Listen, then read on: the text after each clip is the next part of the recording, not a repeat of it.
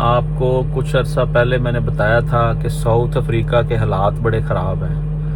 اب وہاں پہ حالات اس نیچ پہ چلے گئے ہیں کہ ایک ہی فیملی کے 7 افراد کو دن دہاڑے قتل کر دیا گیا۔ ساؤتھ افریقہ میں رہنے والے پاکستانیوں نے میرے ساتھ رابطہ کیا اور انہوں نے ریکویسٹ کی کہ آپ موجودہ حکومت کو انفارم کریں کہ ساؤتھ افریقہ میں حالات ڈے بائی ڈے خراب ہوتے جا رہے ہیں، اور ساؤتھ افریقہ میں ہمارے بچے جو اسکول، یونیورسٹی، کالجز میں پڑھتے ہیں، اب وہاں کے جو مقامی بچے ہیں انہوں نے ان کو مارنا شروع کر دیا ہے، زخمی کرنا شروع کر دیا ہے۔ تو صورتحال ڈے بائی ڈے خراب ہے اور ہمارے حکمران جو ہیں وہ ستو پی کے سو رہے ہیں۔ میرا پیغام آپ نے اتنا پھیلانا ہے کہ موجودہ سیٹ اپ تک یہ پیغام پہنچ جائے اور وہ ساؤتھ افریقہ میں مقیم پاکستانیوں کا جا کر بندوبست کریں، ان کا انتظام کریں کہ وہ سیف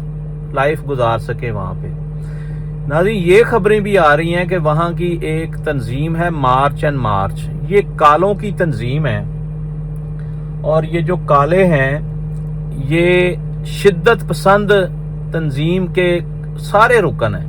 اور یہ بہت بڑے بڑے مارچ اور ریلیاں نکال رہے ہیں۔ اور کل کیپ ٹاؤن میں 26 دکانوں کو نظر آتش کر دیا گیا، 26 دکانیں۔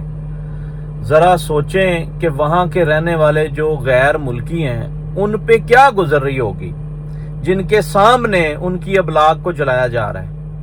اور کچھ لوگ سوشل میڈیا پہ عجیب قسم کی تنقید کر رہے ہیں کہ ایسا کچھ نہیں ہے، ایسا کیسے ہو سکتا ہے۔ ان کو پتہ نہیں ہے وہاں ڈے بائی ڈے حالات بہت زیادہ خراب ہیں، اور بتایا یہ جا رہا ہے کہ وہاں نومبر میں الیکشن ہونے جا رہا ہے، اور جو جماعتیں الیکشن لڑ رہی ہیں وہ اس موضوع کے اوپر عوام کو وہ گائیڈ کر رہے ہیں کہ ہم آپ کو تحفظ فراہم کریں گے، روزگار فراہم کریں گے، اور جو غیر ملکیوں نے ہمارے ملک کے اندر قبضہ کیا ہوا ہے ہم ان کو سب کو ساؤتھ افریقہ سے نکالیں گے۔ صرف پاکستانی نہیں، جتنے بھی ہیں، جن کے پاس پیپر ہیں، جن کے پاس پیپر نہیں ہیں، یہ چیز میٹر ہی نہیں کرتی، وہ سب کو نکالی جا رہے ہیں۔